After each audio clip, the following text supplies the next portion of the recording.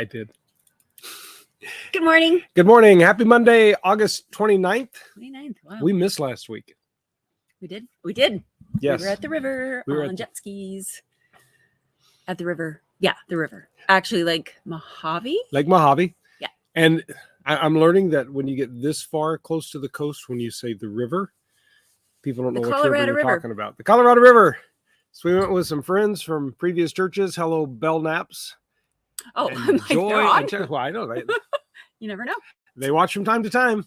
Yes. So I was feeling my bridge mug today because I love our church. It's amazing. Yes. I was filling my Tennessee water bottle. Because, woohoo, it's, wait, this way. It's football time in Tennessee. Yep. So we're, okay. So before the first game of the season, I tend to wear orange every day of the week, just to let you know. So today's day one of that. This will be Orange Week. Orange Week. A crazy weekend. We had beach day yesterday. Woohoo! That was amazing. It was so fun.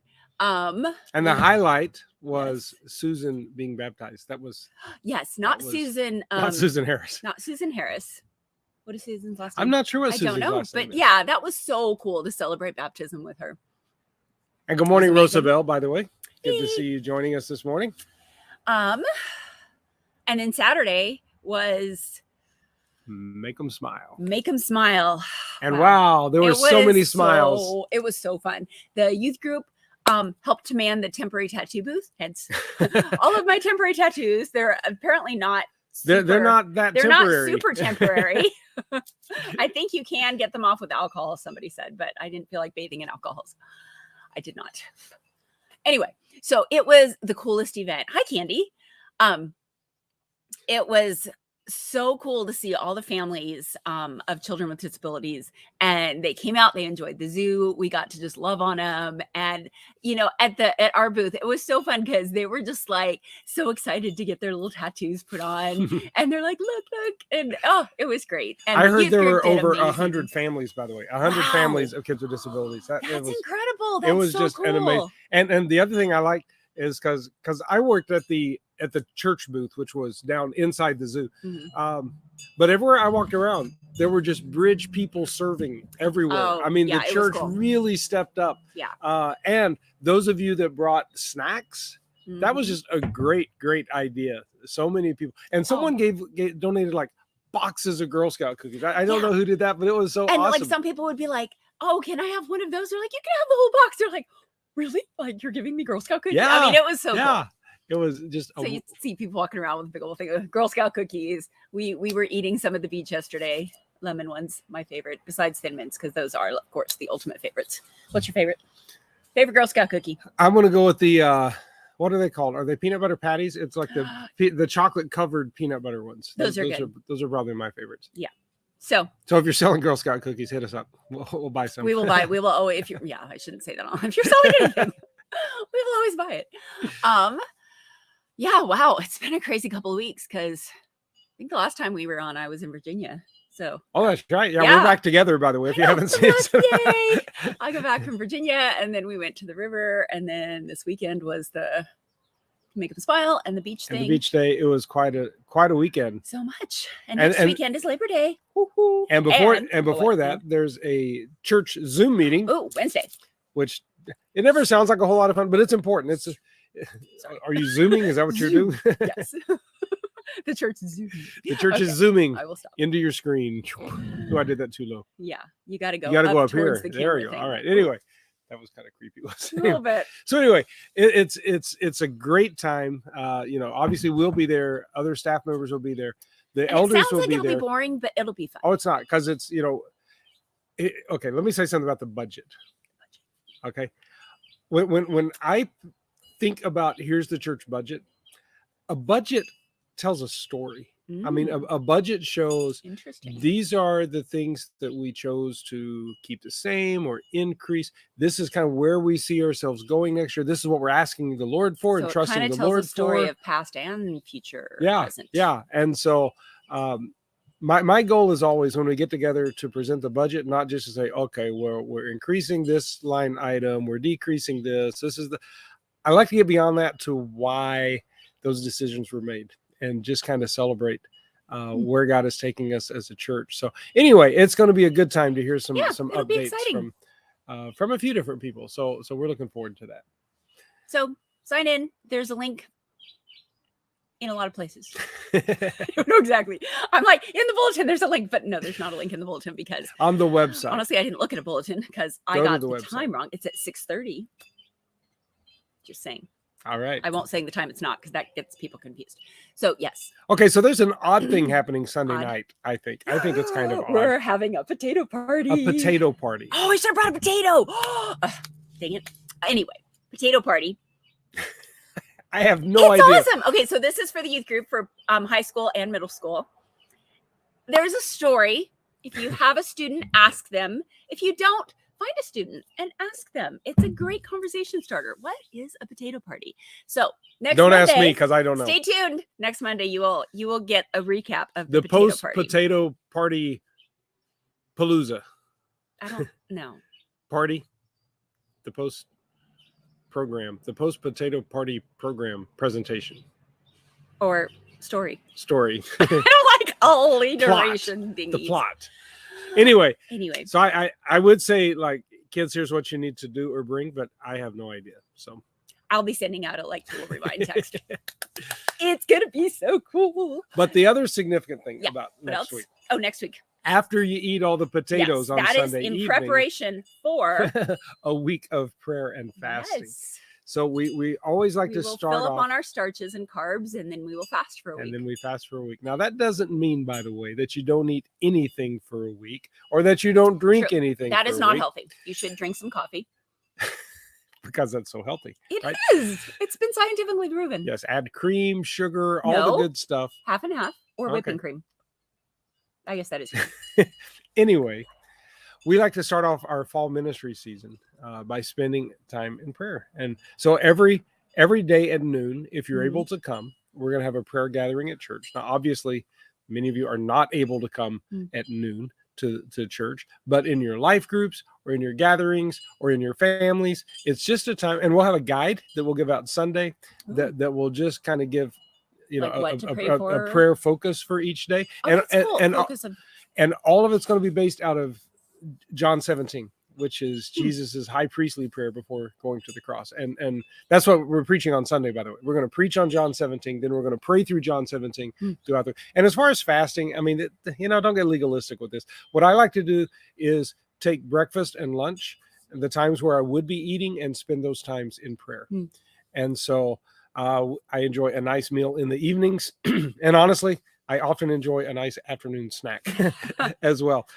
And I know for me, sometimes I'm like, okay, I'm going to fast, but then I feel really gross. And so it's better for me to just eat something, but still spend some time focusing. Like, okay, so as you were talking about that, just spending time fasting and praying, I'm still, if you remember a couple years ago, I'm still reading through my chronological Bible. Not quite a year, but I'm plugging through. But I've been reading in Ezra. And this morning, I don't know which chapter because I'm doing it electronically, but Ezra was taking people back after the king had said he can rebuild the temple, or not rebuild, like reinstitute the temple worship. So he gave all these gold and silver and said, the priests. So they were camped, ready to make the trek back to Jerusalem.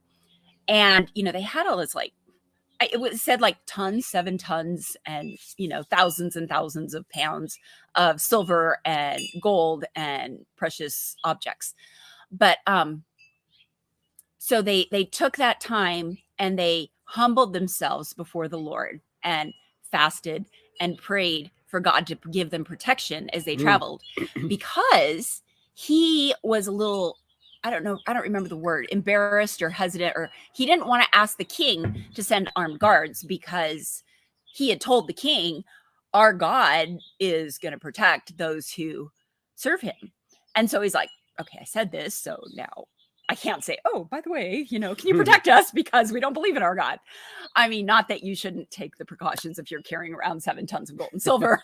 I don't know how wise that was, but just the fact that they humbled themselves before God. And it's more, it's not so much the act of I'm fasting or I'm praying. It's that whatever the word is about who you are, like what's the word? Demeanor before God, your attitude before God, but just to humble yourself. And so that really hit me that, it's not just and I thought about the fasting and prayer time that we're going to have. And it's not just going through the motions. It's actually humbling yourself and recognizing the authority of God, that he's the one. I mean, Ezra knew that God could protect them better than this king's armed guards could. And, that acknowledgement of the power of God and the humbling yourself before the power of God. And so anyway, as I was reading that this morning, I was thinking of the fasting and prayer. That's a good word. And it was kind of cool. And I found for me when I fast, I mean, it is kind of, in one sense, humbling myself, recognizing how much I depend on the Lord and other things. But I don't know, it just tends to put more of a sense of urgency to my prayer. That there's maybe more there's more intensity. And by the way, you can fast from lots of things. You could fast from coffee. You could fast from Diet Coke. You could fast from social media for a week. You could fast from watching or reading about football. Yeah, it's more you just choose something that taking that time to focus on God. And the goal is to spend more time in prayer and having your intense focus on God and not being so distracted by all the stuff around you. Right. So, and what's interesting? The first year we did this, I think as soon as we got here in June. And I think that first September, we did a week of prayer and fasting. And I remember thinking, should we do this on Labor Day? I mean, it's a holiday. Should we have, the church is open if you want to come pray on, and you know what? That was the best attended prayer time. Yeah. Cause people were off. Cause you're off. Kids are not in school.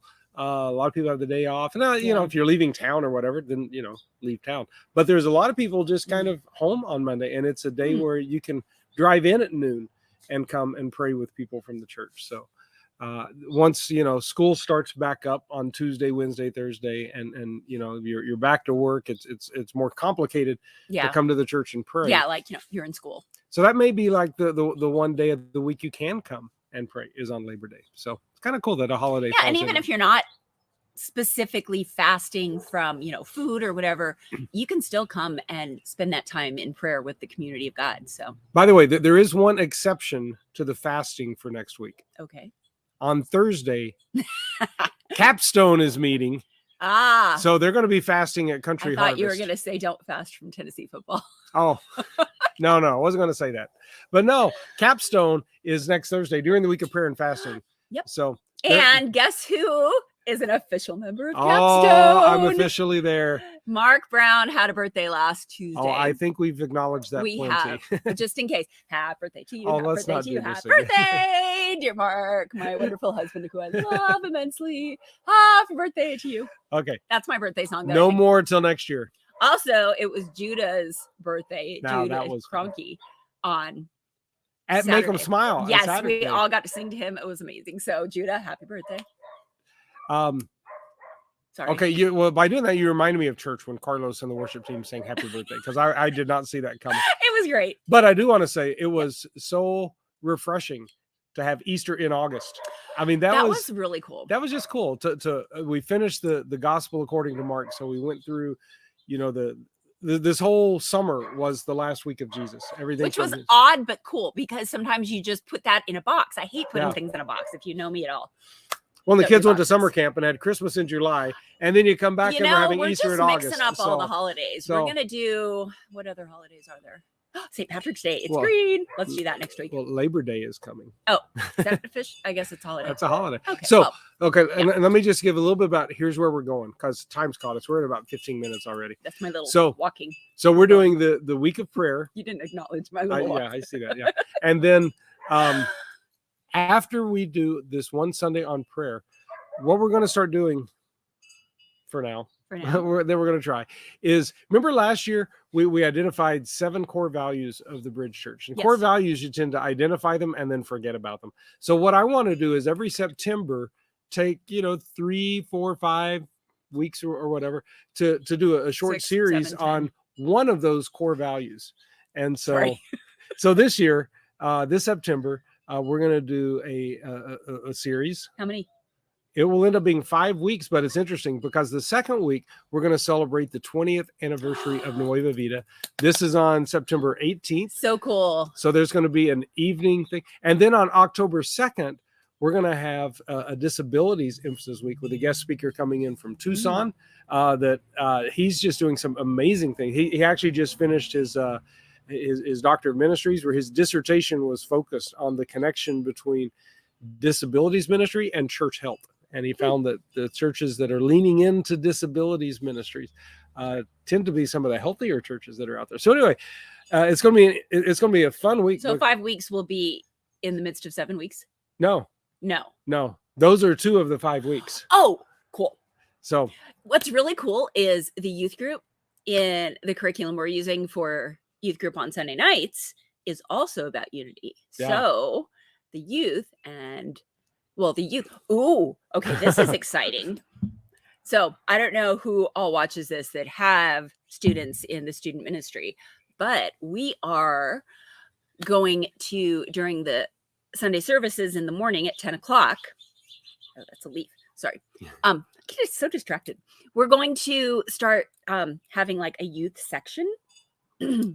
Which is great for unity, because if you're talking about unity in the body, we need to have the body there. Yeah. We're all going to sit together. And this Sunday, if you are you going to promise this? Yes.